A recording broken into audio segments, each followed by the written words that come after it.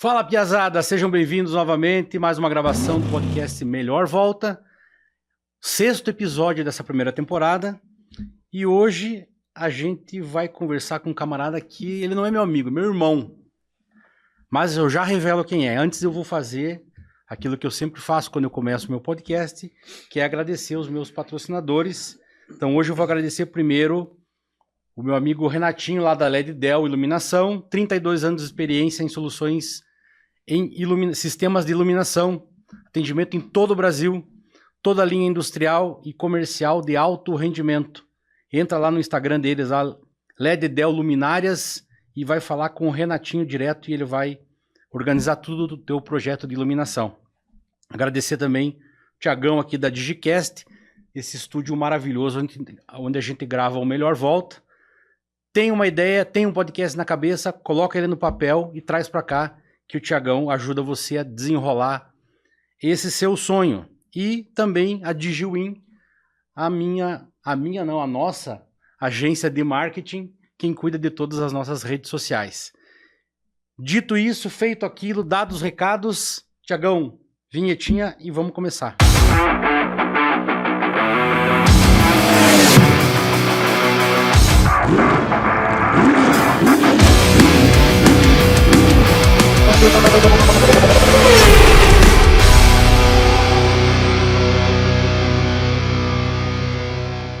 Então vamos lá, minha gente. Estamos de volta. Para a gente começar essa conversa, eu tenho aqui a honra de receber meu amigo, meu irmão, Dr.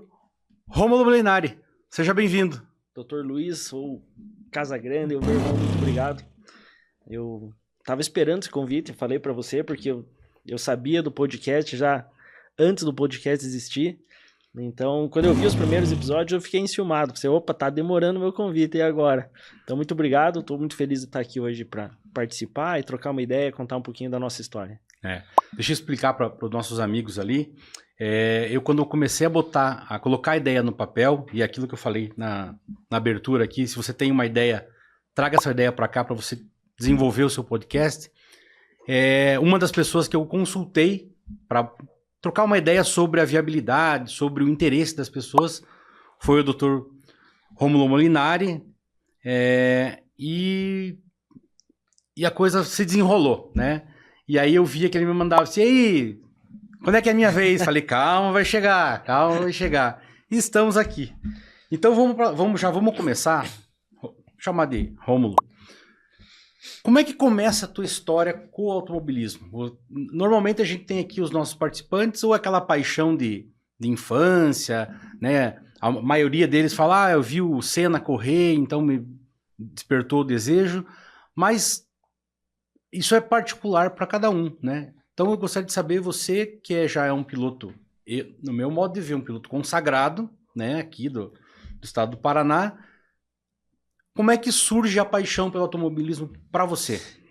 Veja só, Luiz, eu acho que da nossa geração ali, que não citar, né, as passagens dos brasileiros na Fórmula 1, acho que talvez seja raro isso, né? Senna, né? Legado Senna, Piquet, Barrichello, Felipe Massa.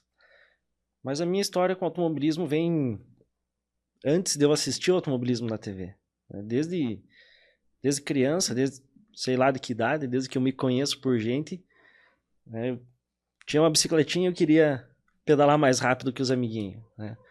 Eu tinha um jipinho desses não é nem de plástico, na época era de lata de pedal, né? Eu fazia lá na casa dos meus pais, lá eu fazia miséria com aquele jipinho, estacionava, virava cavalo de pau. Então, essa paixão pela velocidade, pela adrenalina que ela causa veio antes de qualquer coisa. Depois, nessa mesma época, já era ali a época auge, principalmente do Senna, né? Ganhando os campeonatos ali, de 90, 91, aquela rivalidade dele com o Prost, que foi o que me fez assistir ao automobilismo. Depois disso, veio a paixão pelos carros, né? Então eu lembro que na minha infância, eu sabia todos os carros que passavam na rua, né? Passava, esse aqui é um Voyage, esse aqui... Na época tinha, esse aqui é o Chevette, esse aqui é o Fusca, eu sabia você todos é de os onde, carros. Eu sou de Rebouças. Rebouças é uma cidade de 14 mil habitantes, querida e amada Rebouças. Fica a 170 quilômetros daqui. É perto do quê? Perto de Irati? Fica próximo de Irati. Irati. A cidade mais próxima ali é Irati. Fica a meio caminho entre Curitiba e Guarapuava, fica a meio caminho. E eu sabia o nome de todos os carros. E quando meu pai ia trocar de carro, era eu que fazia uma certa consultoria para ele. Estudava tudo primeiro, via esse carro é assim, esse carro é assado, e ficava naquela pentelhação, ó, você tem que comprar tal carro, você tem que comprar tal carro. Aquela paixão mesmo pelo automobilismo. E eu sempre alimentei uma competitividade muito grande.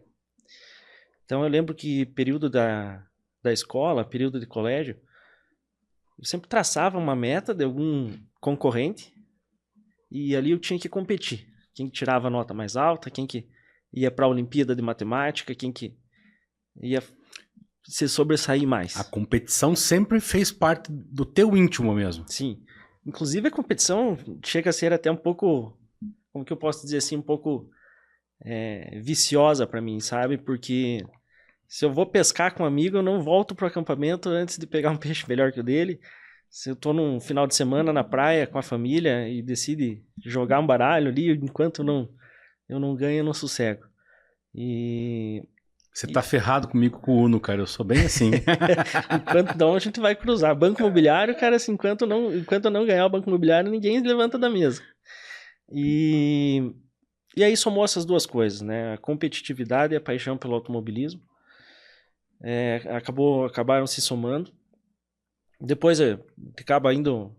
Eu não tenho ninguém na minha família que seja automobilista, que seja corredor. Né? A gente vê aí uma legião de pilotos que o pai foi piloto, ou enfim, vem uma tradição de família. Essa ia ser a minha próxima pergunta, assim. Só para você não responder uma coisa que eu ia perguntar, né? Eu ia perguntar justamente se na tua família tinha alguma referência de automobilismo já, de competição, alguma coisa, mas você já está antecipando que não teve. Na minha família tem uma referência sobre velocidade, eu já vou contar, assim, que são histórias bem engraçadas e bem curiosas. Meus primos participaram de provas de arrancada, mas de uma geração anterior à nossa, não. Né? De participar de competições confederadas, não. E até me perdi agora onde é que eu tava. Tava contando da tua família, que se tinha ou não tinha as pessoas envolvidas com o automobilismo. Sim, eu não tenho, né, ninguém assim envolvido de tradição do automobilismo. Então, acabei indo para um lado de vida que seria de estudo, de carreira dentro da odontologia. Aí, em 2004 vim embora para Curitiba, acabei não voltando mais embora, vim para fazer cursinho. E acabei depois passando no vestibular e fazendo faculdade e acabei me afastando completamente desse mundo automobilístico, né? Mas isso é um sonho que sempre fica martelando na cabeça, e o C. E logo que eu me formei em odontologia, eu falo que não foi o primeiro salário que eu ganhei como dentista, que eu comprei o kart. O primeiro salário eu paguei a locação do vestido da minha mãe, da minha formatura. E o segundo salário eu comprei um kart. Já tô vendo uma memória afetiva vindo aí do esforço e da realização de um sonho, né? É a realização de um sonho mesmo, né? E eu nunca tinha sentado num kart profissional, num kart de verdade. E na época eu comprei o kart, comprei do Beto Gaúcho o kart. Acho que é um cara que quem negocia kart aqui em Curitiba já fez algum negócio com ele. E na época o meu preparador era o Feijão. E o Feijão é um preparador muito bom, muito consagrado de kart aqui em Curitiba. E ele me ensinou muita coisa. E inclusive foi ele na época que fez a ponte com o Lupatini na época. Porque o Feijão viu ali que eu tinha primeiro, uma vontade grande de competir. Segundo, uma dedicação sobrenatural. E eu tive uma curva de aprendizado rápida dentro do kart. E isso despertou o interesse no Feijão. E um certo dia estava tendo, né? Eu treinava no Raceland, ficava atrás do Autódromo Internacional de Curitiba, ali do AIC. E num certo treino estava tendo uma corrida de marcas ali no autódromo. Uhum. E no intervalo do treino do kart ali, a gente subia ali na mureta e ficava assistindo ali a corrida de marcas. Eu comentei com o Feijão, poxa, eu tinha vontade de correr de carro, nem que fosse uma corrida de marcas, assim, uma corrida regional. Na época ele fez o contato com o Lupatini e na época era completamente inviável para que eu participasse de uma corrida ou algo parecido, porque eu realmente não tinha orçamento suficiente para participar de uma corrida dessa, né? Aí eu passei 2 anos competindo de kart no Campeonato Regional de Irati, lá no Kartódromo de Irati. Uhum. Nunca ganhei nada no kart lá, né? Porque quando eu ia para competir em Irati, eu levava o kart sozinho, né? Carregava, colocava o kart na caminhonete, ia até lá, descarregava sozinho, treinava sozinho, acertava o kart. E é muito difícil isso, né? O automobilismo é um esporte totalmente coletivo, né? E eu competia praticamente sozinho, sem preparador, ia para lá, pegava alguém para me ajudar, quando muito, para empurrar o kart. E o meu melhor resultado lá foi um segundo lugar. Aí eu acabei parando de correr por um tempo, até mesmo pela frustração desses resultados que não vinham. Uhum. Mas não vinham justamente por essa questão de tentar fazer tudo sozinho, né? Seja na vida, seja na pista, não tem como vencer nada sozinho. Fiquei alguns anos parado e certo final de ano o Lupatini me ligou. Cara, eu acho que tá na hora de você fazer teu teste. E eu falei, cara, não tem condições, não dá, é um sonho que eu vou morrer sonhando, correr de carro. Ele falou, não, vem fazer o teste, porque eu tô com um projeto de montar uma equipe de corrida e a gente precisa de novos nomes aí, a gente precisa de pilotos novos. Eu vou fazer um teste que vai ser num dia de track day, naquela época existiam os track days Sim. no AIC, e ele levou alguns carros de corrida lá, né, era um Gol, e eu fiz o teste do Gol e, assim, dentro dos pilotos que fizeram o teste, foi eu e o Toninho Carvalho, que fomos os selecionados. E lá na época eu consegui, né, um patrocínio, que é a Titânia, que me acompanha até hoje. Profissionalmente, né? Faz parte de material para cirúrgico, exatamente, né? É uma importadora e produtora de material cirúrgico. E na época o Rodrigo comprou a ideia. O Rodrigo é um cara aficionado por automobilismo, é um cara que foi em todas as corridas que eu participei até hoje. E ele comprou a ideia e eu participei ali em 2017 do meu primeiro campeonato. Até o meio da temporada eu não tinha subido no pódio ainda nenhuma vez, mas vinha na curva de aprendizado. E o automobilismo, quando começa, ele pode até ser frustrante, porque você tem uma noção de andar bem de carro, você tem uma noção de uma boa pilotagem, mas quando você cai no meio do grid, o buraco é mais embaixo. Uhum, claro. É muito diferente de correr de carro e correr de kart, né? São coisas diferentes, a velocidade é diferente, o posicionamento é diferente. O kart tem pneu slick, o carro tem pneu radial. Então foi assim, nas primeiras corridas foi um certo choque, né? Muito embora na primeira corrida, até essa é uma curiosidade que eu já volto na sequência, eu tive um bom rendimento, mas que acabou mal, na verdade, na primeira corrida. E da metade da temporada para frente ali eu já comecei a beliscar os primeiros pódios, consegui o primeiro pódio foi um quarto lugar, depois em Cascavel consegui mais um pódio, e a gente finalizou um ano melhor do que esperava ter finalizado ali em 2017. Aí em 2018 foi reestruturada a equipe e a gente correu pela MIG Motorsports, que é do Arildo, que é uma equipe já consagrada no meio do automobilismo, foi já campeã da Stock Car, foi campeã da Stock Light, e a gente foi reestruturada a equipe, a gente tinha um equipamento muito bom para correr. Isso no Marcas mesmo. No turismo, no né? Turismo, né? Porque o turismo e o Marcas são muito parecidos, né? Muda alguma coisa de regulamento, permissividade do regulamento para a preparação do carro. Era no turismo, né? Turismo 1.6, injetado. E eu me preparei muito ali entre 2017 e 2018. Né? A pré-temporada foi bastante árdua, assim, eu emagreci mais de 20 quilos naquela pré-temporada e o resultado veio. Né? Na primeira corrida eu fiz pole, volta mais rápida e vitória. É o que a gente diz fez barba, cabelo e bigode na mesma prova. É o Grand Slow, né? É. E na primeira corrida já, assim, então lavou a alma. É emocionante. A ideia do podcast, eu sempre falo para todo mundo que vem aqui, é trazer para a mesa, trazer para o bate-papo as emoções, a experiência.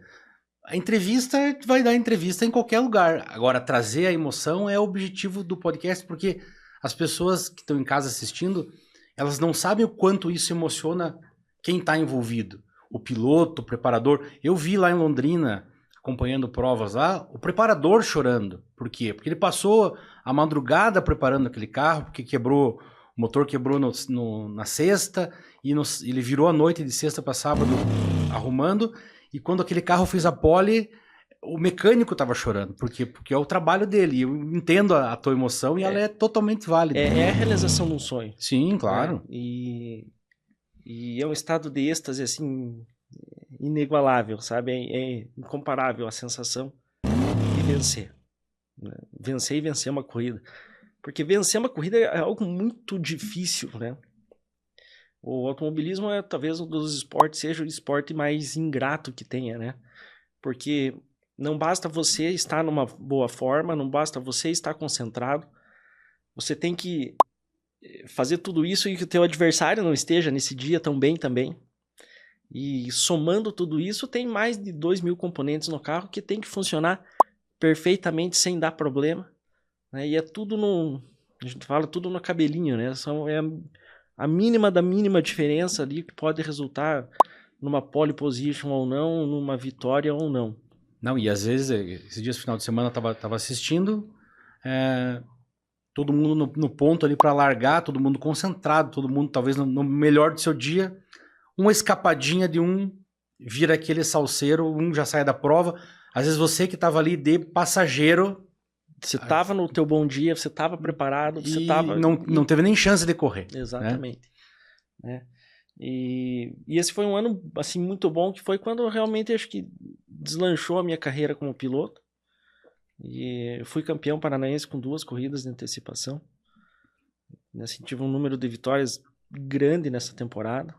Eu acho que foram poucas ali as etapas que a gente não saiu com vitória, ou pelo menos com a pontuação mais alta do grid. Agora quero voltar um pouquinho na primeira corrida. Vamos lá. É interessante, na primeira corrida, você imagina só o fato de estar lá, já a realização de um sonho, e essa competitividade é florada no excesso. Né? E na época o Lupatini estava comigo no rádio. Né? E na corrida eu fiz uma largada muito boa, classifiquei lá atrás. Né? Sei lá, tinha 20 e tantos carros. Era um grid bem competitivo na época, o turismo. E eu me classifiquei lá atrás, sei lá, 17º, 18º. Lá atrás no grid. E eu fiz uma largada muito boa. E era uma corrida que teve bastante safety car. E a cada relargado fazia uma relargada muito boa e comecei a pegar um ritmo muito bom na prova. Porque comecei a pegar a referência dos outros pilotos já mais à frente, nos pilotos mais ponteiros. E num dos safety cars, o Lupa entrou comigo no rádio e falou, ó, você tá em 5º para um piloto estreante. Vitória, já é vitória, né? Não tenta fazer nada nessa relargada. Não tenta fazer nada que ele já tá bom, né? Não tenta fazer nada porque tá melhor do que esperado. Todo o pessoal que tá aí mais na frente de você é mais experiente que você, vai sobrar para você, não arrisca. Foi a mesma coisa que falar assim, vai, se joga. E a gente relargou ali, quando relargou na reta principal ali, eu pulei para 4º já. No que pulou para 4º, fez o S, eu saí bem posicionado. Já podia avançar para 3º ali, coloquei do lado do 3º, o 3º me jogou para fora, eu tive que frear mais. Já me empacotaram ali na curva da junção ali, e ali acabou a corrida para mim. Então, assim, uma das dicas, não arriscar sem preparo. Aham.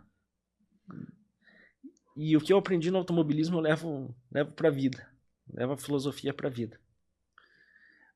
Assim, eu já via o teu Instagram, tem várias referências que você traz ali. A gente vê que você é muito competitivo em todas as áreas.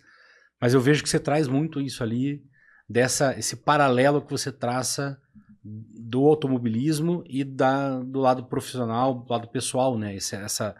Essa filosofia que você traz tá sempre um apoiando o outro aí, né? Sim, inclusive foi em 2019 eu palestrei no Congresso Internacional aqui de Curitiba, no Ciopar, Aham. e foi justamente uma palestra fazendo essa analogia, né? O título da palestra era Como o automobilismo acelerou minha carreira como cirurgião. E um dos temas era esse, não arriscar sem preparo. E isso me remeteu lá no ano que me formei, em 2008 para 2009, que eu já era metido a bucomaxilo na época. Dentro da faculdade já? Desde a faculdade me apaixonei pela bucomaxilo já no primeiro ano. E quando me formei, eu tinha uma namorada e ela precisava fazer a extração do siso. Só que a extração do siso dela tava assim, bom, o irmão é dentista, sabe a classificação. Tava lá embaixo da órbita. Super complicado de fazer, né? Procedimento para um especialista experiente fazer. Mas de novo, não arrisca sem preparo. Eu achava que estava preparado para fazer aquilo e desloquei o dente do siso para dentro do seio maxilar. Ah, já começou bem, né? Então, assim, é a prepotência de achar que está preparado para tudo. Assim como na primeira corrida lá, não deveria ter arriscado, poderia ter me contentado ali. E eu mostrei os dois casos nessa palestra, mostrei o vídeo da batida, o vídeo do acidente, e mostrei as radiografias e a resolução do caso ali na Ciopar. E eu realmente levo isso para a vida profissional, para a vida pessoal, porque o esporte faz isso, né? O esporte tem essa capacidade de ensinar, de doutrinar e de realmente transformar a vida das pessoas, né? Você falou aí de estar preparado, né? E eu vou usar agora isso a meu favor, né? Eu tenho um sonho de andar também, assim como você teve um dia, eu também tenho o meu, né? A vontade de andar em alguma categoria. Mas de fato, esse caminho de você escolher, talvez, vamos chamar aí dos mentores, né? Do automobilismo, para poder me auxiliar nesse processo, para que fique mais... eu posso sair por conta própria, sair fazendo as coisas, mas sempre vai ter alguém que já passou, já percorreu aquele caminho, né? E é mais fácil, como o Lupatini, né? Vou mandar um abraço para o Lupatini. Eu vi o pai do Lupatini correr na terra, né? E conheci o Lupatini pessoalmente e conversei com ele. Mas é como se fosse o Lupatini falando no teu ouvido, né? Ó, Fabiano, vai por aqui, vai por ali, faz esse caminho, faz aquele. O que você quer, em qual categoria você quer chegar? Vai por aqui, vai por ali. E à medida que eu vou falando com as pessoas aqui, elas vão se prontificando a oferecer esse, se precisar de alguma coisa, te ajudo aqui, te ajudo ali, né? O Lansone veio aqui e falou isso, o Dave falou isso aqui, o Douglas Torres falou isso aqui. E é importante a gente saber que o nosso sonho foi sonho de outras pessoas também, em algum momento, e que as pessoas se dispõem a te ajudar a percorrer esse caminho para tornar esse caminho um pouquinho mais fácil, né? Lógico, eu já vi que você tem aí a competitividade grande em você e mesmo que o Lupatini falasse, fique aí, você já não escutou e foi para cima, né? E acontece, né? A gente falou de ídolos, né? Não tem como não pensar no Senna, mas à medida que você foi se envolvendo com o automobilismo, quais foram os ídolos que foram nacionais, que foram surgindo no teu pensamento e que foram norteando a tua carreira? O Senna não precisa nem falar, né? Isso já tá lá, já é consagrado. Mas quando a gente está dentro de um ambiente competitivo, você foca sempre em quem está lá na frente do grid, né? Uhum. E quando eu cheguei ali no grid do Paranaense de Turismo, eu precisava de referências, eram pessoas que eu não conhecia, né? E eu chegava perguntando, pô, aqui em quem que eu devo me espelhar? Uhum. Né? E as pessoas que me apontavam na época, né? Pierre Sabag, Gustavo Magnabosco, Alexandre Frankenberger, quem mais? O Rick Heydrich, Fausto De Luca. Então foram essas pessoas que eu comecei a admirar, que estavam perto de mim, E foram essas pessoas a quem eu procurava sempre conversar, sempre procurava me ambientar e sempre ouvindo, sempre absorvendo o que essas pessoas tinham para falar. Tanto do ponto de vista técnico, do acerto do carro, do estilo de pilotagem, quanto da personalidade de vida de um vencedor. Uhum. E daí na carona disso veio também o Ricardo Zonta, que é um cara que eu admiro demais. Depois tive, inclusive, a oportunidade de conhecer ele pessoalmente, conhecer a pessoa do Ricardo Zonta por intermédio do Brendo, né, que um grande amigo meu que correu de dupla comigo no ano passado. E, então são as personalidades aí do automobilismo brasileiro que eu admiro muito. No ano passado também dividi box com o Julinho Campos. Então, o Julinho Campos e o Léo Torres foram pessoas que acrescentaram bastante para mim em termos de pilotagem para o NASCAR. E teve uma pessoa também que foi fundamental para o meu crescimento, que correu de dupla comigo em algumas corridas, que foi o Felipe Lobo. Então, aprendi muito com o Felipe Lobo, tanto no acerto do carro, quanto nas técnicas de pilotagem. Ele sempre tinha uma paciência muito grande de sentar comigo, analisar a telemetria, como a gente andou com o mesmo carro em algumas corridas. Então, eu tinha confiança exatamente do que o carro aceitava para fazer, na mão de um piloto rápido e experiente. Então, sabia que podia frear um pouco mais para dentro, sabia que podia deixar o carro rolar um pouco mais na curva, eu sabia que podia acreditar, né? Aqui no caso do AIC, sabia que podia fazer o S de alta de pé cravado, porque o carro vai fazer. Então, isso foi, para mim, assim, me espelhar e estar junto com pessoas de alto nível, de grande gabarito, me ajudaram muito a crescer no automobilismo. Você foi citando alguns nomes aí de pilotos aqui do turismo e tal, e aí eu sempre foi a última etapa que eu presenciei, que eu estive em pista, e aí todos esses nomes eu escutei lá, né? O Magna Bosco, o Heidrich, o De Luca, são nomes que você fala assim, pô, estão aqui, né, no Paraná, estão aqui pertinho da gente, e que são referências nacionais, né? São referências de automobilismo nacional, né? Você andou de 1.4, de 1.6 no Turismo Nacional, e depois você foi para qual categoria? No ano seguinte, fui campeão em 2018 pela Turismo, né? Em 2019, daí como você é campeão paranaense, você é obrigado a ter a categoria A da licença da CBA, né? Então você tem a licença A. E daí era um caminho inevitável já o Marcas, né? Marcas e Pilotos, Paranaense de Marcas e Pilotos. Que tem um carro mais rápido, um regulamento mais permissivo, né? Um carro muito mais rápido. E na época eu corri em dupla com o Alexandre Frankenberg, que também me ensinou demais, um carro diferente, foi uma outra evolução, né? Uma outra adaptação de carro. E a gente fez um campeonato muito bom em 2019. A gente liderou grande parte do campeonato e saiu como vice-campeão daquele ano do Marcas A, que é a primeira divisão do automobilismo paranaense. A gente saiu derrotado na última corrida do campeonato. A gente perdeu o campeonato por 1 ponto pro Gustavo Magna Bosco, que um ano antes... Que é um monstro também, né? Não dá pra dizer que perdeu, né? E que por 1 ponto ainda. Um ano antes era a pessoa que eu admirava, que referenciava, né?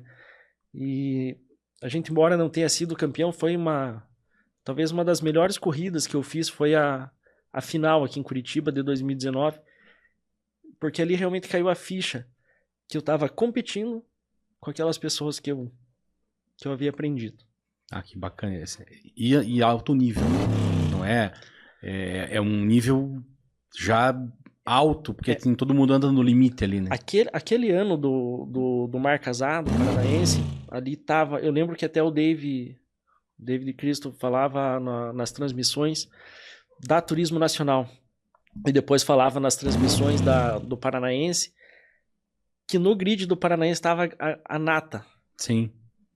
Do automobilismo brasileiro, porque eram os que estavam liderando o Campeonato Brasileiro da Turismo Nacional naquele ano, que tinha o formato do Marcas. Hoje a Turismo Nacional ela tem um outro formato, com câmbio sequencial, pneu semi-slick, E lá naquela época, em 2019, o Campeonato Brasileiro, que era a Turismo Nacional, tinha o mesmo regulamento do Marcas, né? E daí com pilotos do Brasil inteiro, e os pilotos paranaenses eram os que estavam liderando e disputando o título daquele ano. Então, quando vinha nas corridas do Paranaense, estava ali a nata do Campeonato Brasileiro. Sempre os 5 primeiros ali já estavam automaticamente disputando o Paranaense também, onde eles faziam um laboratório pro Campeonato Brasileiro. E depois você andou aonde? A sequência tua da Turismo foi... Você foi para HB20 daí? Turismo, Marcas em 2019, em 2020 foi para HB20, né? Uhum. Campeonato Brasileiro da Copa HB20, Copa Shell HB20. E foi o ano da pandemia, né? Uhum. E iria ser o primeiro ano que eu iria correr recebendo dinheiro. Que azar, hein? E ali a gente teve, quando entrou a pandemia, pô, fica aquela sensação, pô, agora vai acontecer, né? E faltava pouquinho antes de ter a primeira corrida, entrou lockdown e pandemia e tudo mais, cancela as corridas, cancela tudo. Quando entra em crise, a primeira coisa que uma empresa segura é publicidade, divulgação, incentivo. Então ali teve muitas empresas ali que pularam fora, claro. né, e não teve o que fazer. Eu quase deixei de correr naquele ano, mas acabei correndo ainda, né, as contas ficaram empatadas e no final, no segundo semestre, tiveram as corridas. E foi assim uma outra visão, né? Porque você sai de um campeonato regional, sai de um campeonato estadual para um campeonato nacional. E você vai viaja para as corridas. A gente corria no mesmo final de semana da Stock Car, então para um evento bem maior, né? Muito embora ainda fechado ao público, era um evento muito mais glamuroso, né? E quando você vê, está na mesa tomando café da manhã com o Rubinho Barrichello. Eu ia falar isso, você entra para um outro círculo, né, de pilotos que você tá vendo, mas que também estão vendo você. Muda completamente, o teu status como piloto, ele muda. É inevitável acontecer isso. Acho que foi na primeira corrida que a gente foi, daí o Alexandre foi como meu coach, né, para fazer o coach na corrida, e nas corridas, né, fazer rádio, fazer análise de telemetria. E a primeira corrida foi Goiânia. Acho que foi Goiânia. Que a gente desceu para tomar café e o Alexandre conhecia já muito bem o Julinho Campos, porque o Julinho Campos tinha corrido na equipe do Arildo. A gente sentou na mesa do Julinho Campos ali, tomando café. E de repente desceu o Rubinho Barrichello, sentou na mesa ali com a gente. E daí, pesado, como é que foi a corrida? Como é que estão indo? E eu fiquei assim, atônito, assim, cara. O Rubinho tá perguntando como que eu fui no treino. Hoje é classificatório, o Rubinho tá me perguntando como que eu fui no treino. Não conseguia nem falar. Não, sem chance. Aquela engasopada no motor e não, tipo, os caras existem mesmo, não é só na TV que eu vejo ele. Que bacana. E essa vivência é muito, muito bacana. Queria mandar, você falou do HB20, só mandar abraço para 2 pessoas aqui que não posso me esquecer. Primeiro, o Cláudio Armusch, né? Uhum. E a segunda, que tá andando bem, né? Que tá andando muito bem, tá voando na categoria dele. E um grande abraço e uma recuperação plena pro Chris, né? Pro Cristiano Bornemann, né? Que teve aquela pancada ali em Interlagos, uma pancada em T, que é uma pancada perigosíssima, né? É a batida mais perigosa. E veio aqui pro hospital, ficou aqui no Vita, tá se recuperando. Tá em casa. Bornemann. Grande abraço e boa recuperação. O Borno tá em casa já, teve alta ontem. Vamos ver a hora que você se recuperar, você vem pra mesa também aqui, nem que a gente tenha que arrastar pra cá. Quando a gente entra no carro, a gente sabe que tá sujeito a uma situação dessa, mas quando acontece na pista, não tem como todo mundo ficar chocado com todo mundo, ainda mais quando é alguém próximo, querido, como é o caso do Chris, né? Foi assim, eu vi o acidente, depois... pareceu tá tudo bem, e aí depois ele relatando as situações, né, que ele veio com o carro dele e tal, e teve problema teve que parar, quase desmaiou e tal, tem todo um enredo ali que realmente foi uma situação muito perigosa, botou a vida dele em risco, né. Fez HB20. Foram 3 anos de HB20. Experiência... fantástica, né? Essa vivência que eu falei, né? Você passa de de um campeonato estadual para um campeonato nacional. Também o nível e uma competitividade altíssima da Copa HB20. E a Copa HB20 veio para suprir um degrau que tinha no automobilismo brasileiro. Porque o sujeito corria de kart por um tempo e corria por marcas, corria de marcas, e o que era a próxima categoria? Não tinha. Já era Stock Light. A Stock Light, né? E então era um degrau muito grande. Então os campeonatos nacionais que vieram ali no início dos anos 2020, tanto a Copa HB20 como a Turismo Nacional, vieram para suprir esse degrau e servir como uma grande vitrine, né? De exposição, justamente, né? 100% televisionado, TV aberta. Então, eu sou muito grato por esse período que eu corri na Copa HB20. Eu vi que você fez bons resultados lá.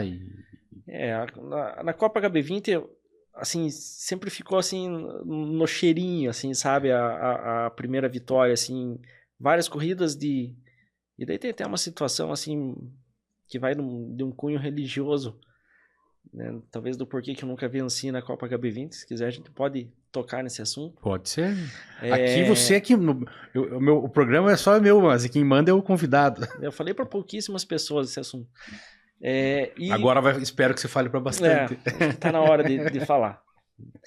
E foram esses 3 anos de vivência ali com um campeonato de nível nacional, uma responsabilidade de nível nacional, uma cobrança muito maior, né? Principalmente por parte de patrocinador, porque você deixa de encarar como um hobby e sim como uma profissão, porque afinal de contas ali você está representando algumas marcas e essas marcas querem, primeiro de tudo, que você as represente com dignidade, com educação, né?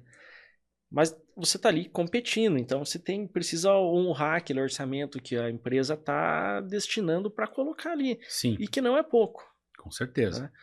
Então, tem que se dedicar, tem que dar atenção para isso e encarar realmente de uma forma profissional, né? Tanto em termos de treinamento quanto em termos de personalidade, né? Representar aquelas marcas de forma profissional, né? Ter um estilo de vida que aquela marca te proporciona e você proporciona aquela propaganda para a marca, né? Sim. Daí você andou ali, e quando é que veio o convite para você dar um salto ainda maior? Então, daí você sai da HB20 e vai para NASCAR Brasil já. Então aí eu tenho que voltar em 2019. E é justamente agora que eu vou me emocionar para contar essa história, porque nunca falei isso em podcast, nunca abri esse assunto. Lá em 2019, como a gente estava fazendo um ano fantástico no Marcas A, vencendo corrida, enfim, estava indo muito bem. Iria ter a etapa da Turismo Nacional em Interlagos. E como a gente estava andando muito bem, e a intenção no ano seguinte era fazer a Turismo Nacional, inclusive, a gente decidiu, vamos fazer uma etapa extra, vamos para Interlagos e vamos participar dessa corrida.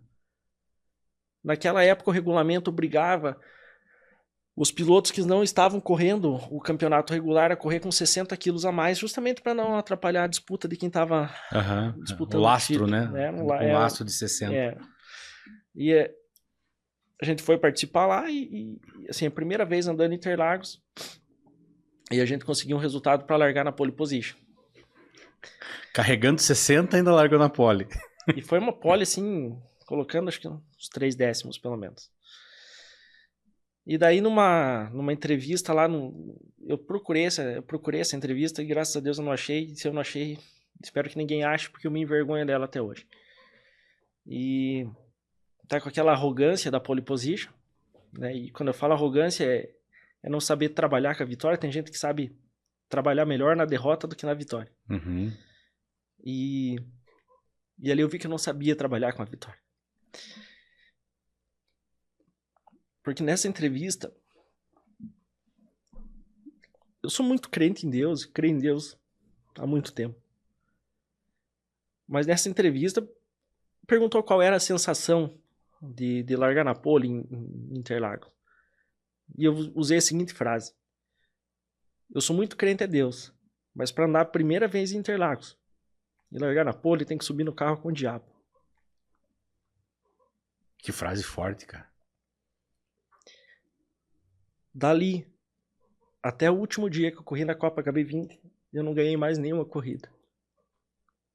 Eu não fiz nenhuma pole. Várias vezes de estar liderando a corrida, o carro quebrar. Tá liderando a corrida, na última volta o carro quebrar, hemocinética, soltar o tremulador. Coisas que para mim não tem explicação. Quebras que não são quebras crônicas do carro. Tá para fazer a pole, liderar todos os treinos livres, o carro esquentar no classificatório. Quando o carro esquenta, você não consegue ter o mesmo rendimento. A pole não vem por alguns décimos. Até que na última corrida de 2022, foi em Interlagos também, eu já estava com o contrato do ano seguinte assinado com a Copa HB20, que seria 2023, e foi uma das piores corridas da minha vida. Eu não conseguia ser rápido, andei lá no final do grid, onde nunca foi o meu lugar, e ali eu tomei a decisão que eu iria parar de correr. Chega, isso aqui não é para mim, isso tá tomando o meu tempo, que eu poderia estar trabalhando na minha profissão, poderia estar dedicando mais tempo na minha profissão, poderia estar em casa, poderia estar com a minha família, eu vou parar de correr. Passei no trailer, falei com o Daniel Freire na época, falei: Daniel, eu simplesmente desisti, eu não vou mais correr, então eu gostaria de, se possível, rasgar o meu contrato, são questões pessoais, eu não quero mais correr. E ele, né, foi muito compreensivo, falando: tudo bem, se é essa vontade, o contrato está assinado, mas não está homologado ainda, então encerra-se aqui a nossa parceria, continuamos amigos, enfim. E contrato encerrado, saí a pé, estava no hotel na frente de Interlagos ali, e ainda chorando pelo resultado ruim e pela decisão de parar de correr. Entrei no hotel, fui tomar banho, e a gente sabe quando é um simples pensamento, né? Não é uma voz que você ouve e também não é um pensamento, porque é algo mais forte que um pensamento. E eu escutei esse pensamento, não sei se tem como explicar isso, eu escutei o pensamento. É forte, cara. Me carregue por onde você for, e você vai ter as vitórias que você nunca teve, e o patrocínio que você nunca teve. Eu saí do banho, tinha um WhatsApp do Breno me convidando para correr na NASCAR. E eu falei: Breno, eu vou parar de correr, cara. Decidi que eu vou parar de correr. E eu não tenho orçamento para NASCAR, cara. Eu não tenho. Meus patrocínios eram para andar na Copa HB20, pneu radial, carro nacional. E ele falou: não, vem com o que você tem e o resto a gente vai dar um jeito. Refleti até o final do ano se eu deveria correr ou não, e decidi correr. Falei: pô, estou com uma oportunidade que eu nunca tive. E a primeira corrida em Goiânia, eu venci a corrida com o patrocínio da Parmalat, que acho que o último patrocinador que tinha sido foi o que usou a Parmalat no automobilismo, talvez tinha sido o Nelson Piquet. Esse aí? É aí.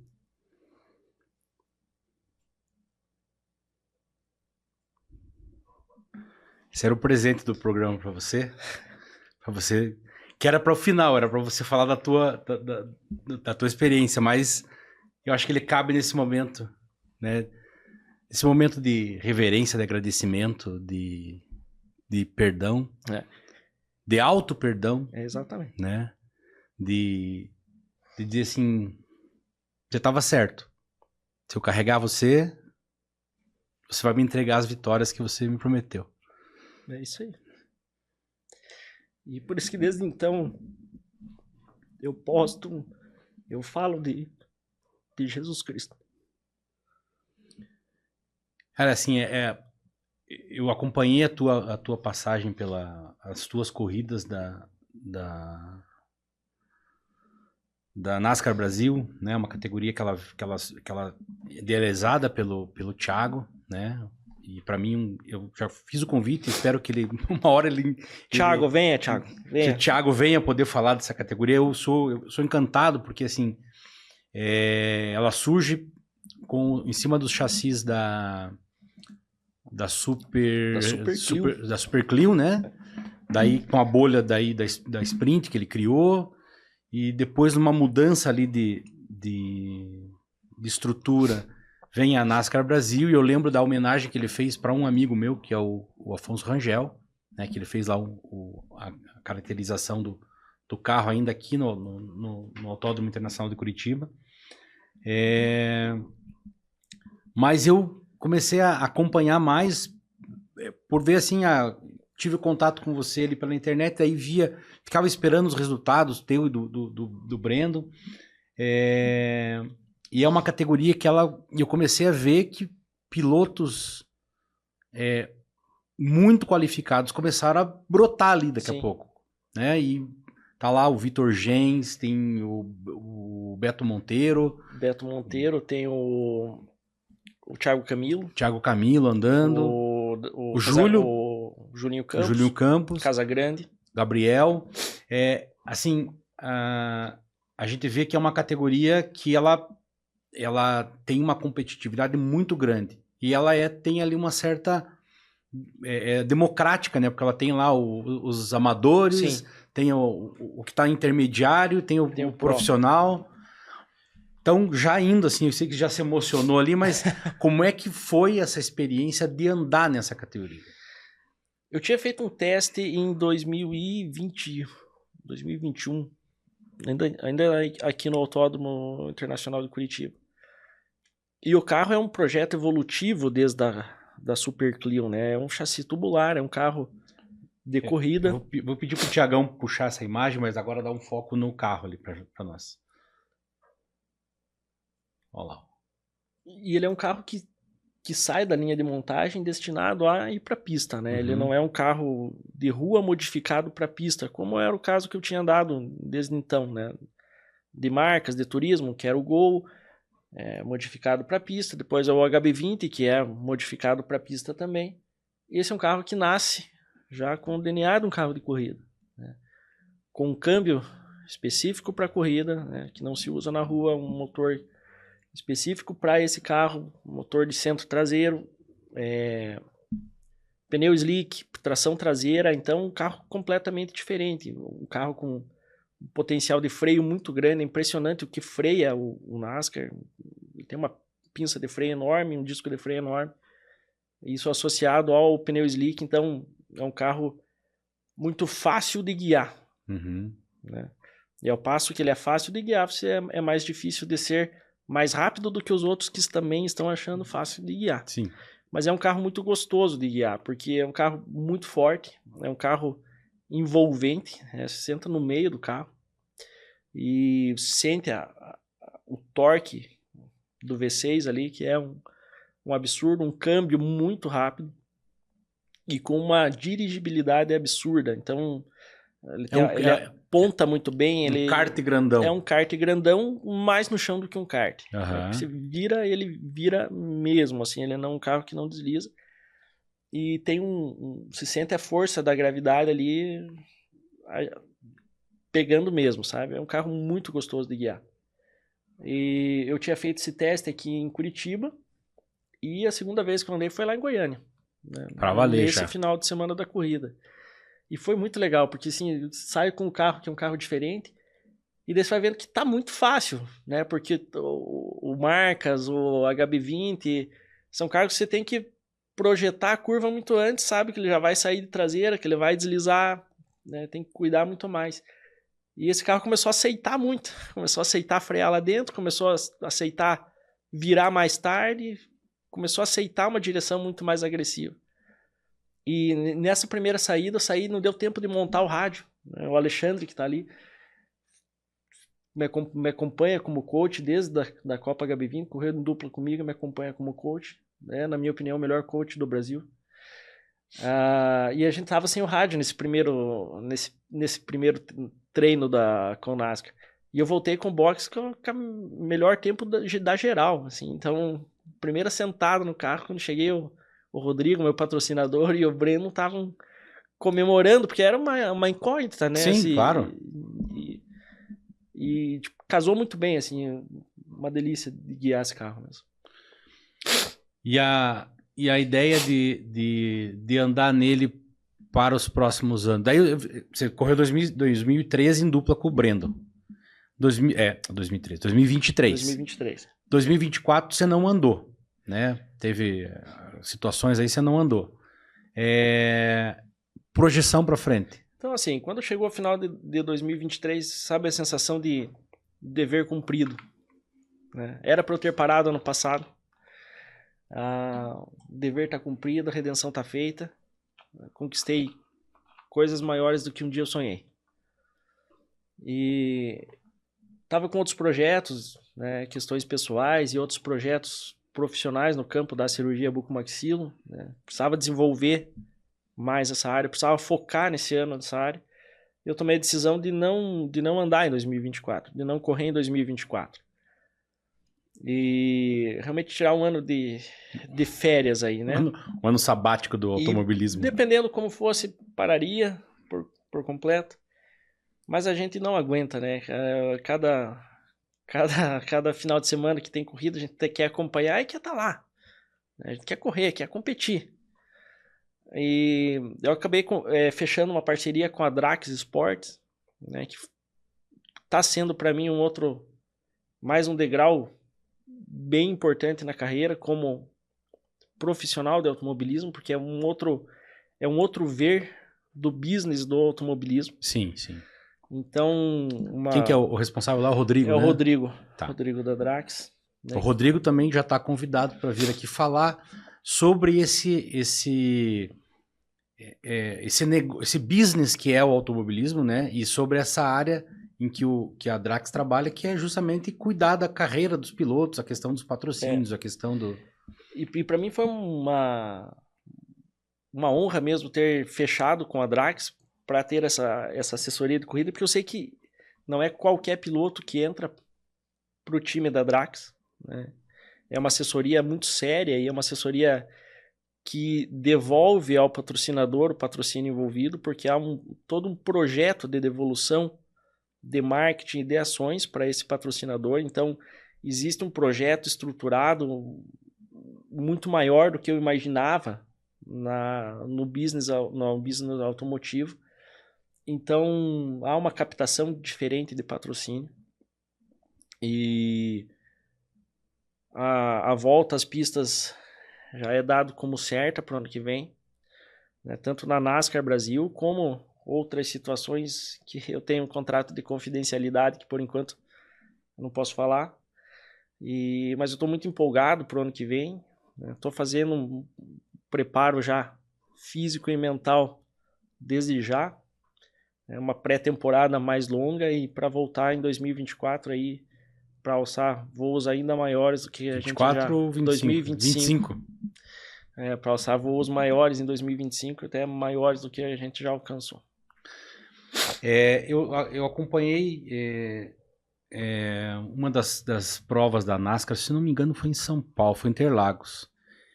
E vocês fizeram uma ação da NASCAR falando sobre o autismo. Sim. Né?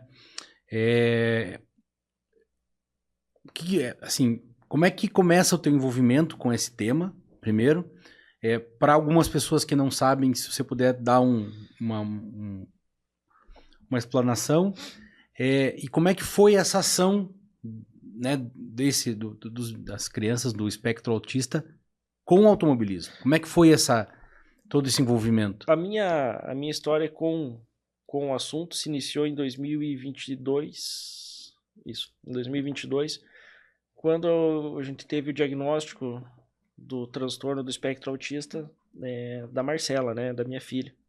Na época, ela com 5 anos, houve uma chamada de atenção da escola sobre questões de altas habilidades, etc. E foi encaminhado para o diagnóstico neurológico e psicológico, né, fazer os testes e tal. E ela foi diagnosticado como dentro do espectro autista. Na época, isso para um pai e para uma mãe é um choque, né, o diagnóstico, porque isso faz parte até da ignorância geral sobre o assunto. Sim, sim. Como era na época para gente, levanta 1000 pontos de interrogação na cabeça, né? Será que minha filha vai estudar em escola normal? Será que ela vai ter namorado? Será que ela vai fazer faculdade? O que vai acontecer? E aí a gente começa a estudar sobre o assunto. E muitas das características do transtorno do espectro autista eu me identifico com elas, né? Muitas características. E, inclusive a questão do hiperfoco, essa competitividade e tudo mais. Aí, quando eu comecei a correr na NASCAR, eu levei a bandeira do autismo comigo, justamente pela minha filha. Uhum. Né? Até se voltar ali naquela imagem, você vai ver ali o lacinho. Consegue colocar lá? O lacinho no meu macacão, se aproximar ali, ó, na coxa direita ali, ó. Uau. Tem o brasão de Curitiba, que eu fui atleta incentivado da prefeitura.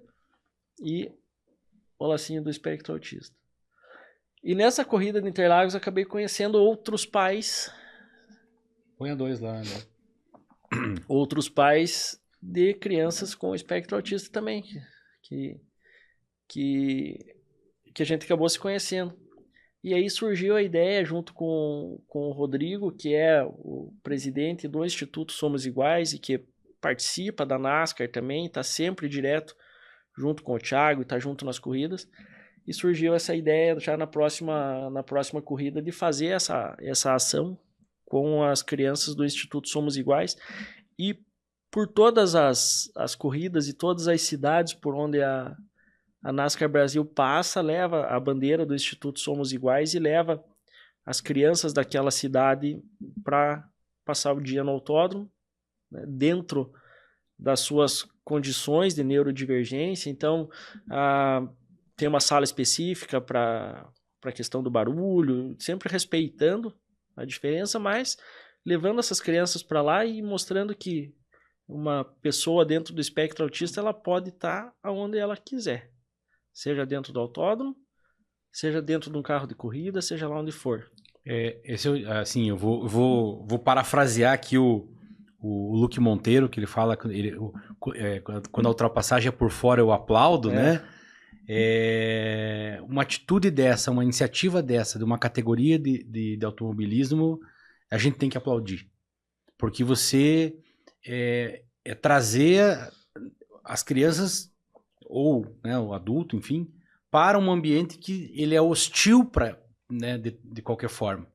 Barulho e tudo mais, e você adequar pelo menos um pouco daquele ambiente para que eles possam se sentir à vontade de participar daquilo e vibrar com aquilo também. Sim, é justamente quebrar essa ignorância que eu tive. Sim, claro. Sobre a condição, né? E até se acha, tem intolerância com barulho, olha o sorriso das crianças lá no autódromo, num ambiente barulhento. Sim. Num ambiente que era para ser hostil.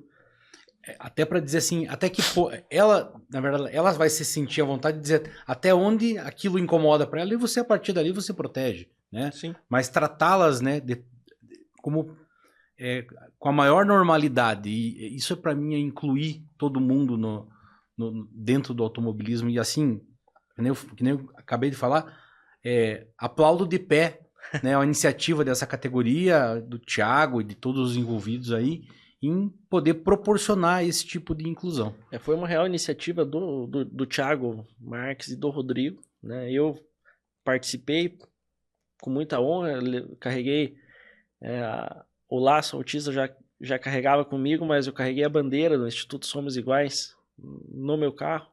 Então, para mim, foi uma honra muito grande fazer parte desse projeto. E o projeto continua. Que bacana. Todas as corridas, as crianças estão lá, estão muito bem tratados e esse sorriso não tem preço, né? Agora eu vou para aquela pergunta, Tiagão. coloca o nosso fundo ali agora. Se fosse... Você já se emocionou aqui, a gente já... Mas assim, eu sempre aproveito nesse momento desse encerramento para fazer uma pergunta que, assim, se você fosse lembrar, puxar na memória, lembrar do momento, de todos os detalhes, qual foi a tua melhor volta? A minha melhor volta? A minha melhor volta sempre é a volta para casa depois das corridas, né? De preferência com o troféu na mão. Voltar para casa, encontrar minha filha, assim, depois no final de semana de corrida, é a melhor volta, isso não tenha dúvida nenhuma. Mas se for pensar numa melhor volta dentro de um carro de corrida, é muito difícil de escolher isso, sabe? Porque é igual escolher, perguntar se gosta mais do pai ou da mãe, né? Mas tiveram algumas voltas, né? E eu acho que a minha melhor volta foi essa volta que eu comentei com você, que foi dentro do NASCAR. A última volta do treino livre ali, que eu contei que foi ficando muito fácil de guiar o NASCAR. E que eu voltei, foi na última volta que eu acelerei, que eu voltei pro box e o pessoal tava comemorando. Porque ali eu vi que a minha força e a minha competitividade estavam vivas de fato, né? E que eu tinha condições de voltar e voltar vencendo corrida. E aquela promessa que eu tinha recebido lá tomando banho debaixo do chuveiro no Hotel Interlagos era de verdade. Então essa foi a minha melhor volta dentro do automobilismo, com certeza. Maravilha, cara. Assim, a gente já tá com o tempo estourado aqui, mas eu preciso primeiro agradecer você por aceitar o convite de vir compartilhar essas histórias com a gente, né? O Melhor Volta é um projeto que está começando só, e já conta com grandes nomes vindo aqui conversar e trazer essas histórias. Eu já me sinto muito feliz com isso. Então agradecer a tua presença, o tempo que você destinou a vir para cá. E agora fica o microfone aberto para você fazer os teus agradecimentos aí aos teus patrocinadores e tudo mais. Então, quero agradecer primeiro o convite de vir aqui, porque eu gosto muito Primeiro, eu gosto muito do irmão, então fiquei feliz de vir aqui, de participar. Sei que aqui estão os nomes, né? Eu já vi a listinha ali e tá no meio desse nome já é bastante gratificante. Eu quero agradecer aos patrocinadores que me apoiaram até aqui. Quero já de antemão agradecer aos mesmos patrocinadores que já sinalizaram o apoio para 2025. Quero agradecer de antemão aos futuros patrocinadores que por hora eu não posso falar o nome, mas que estão escutando e já sabem de quem eu estou falando. E quero agradecer a Deus pela todas as oportunidades que eu tive de realizar o sonho, e rogo que todos os que sonham do mesmo sonho que eu possam gozar dele um dia. Valeu. E você que ficou até aqui e gostou dessa entrevista, então siga lá o nosso Dr. Rômulo Molinari, se inscreva aqui também no Melhor Volta, siga a gente lá no canal do YouTube. Posso falar? Pode, né? Canal do YouTube. E nos despedimos aqui até o próximo episódio. Grande abraço.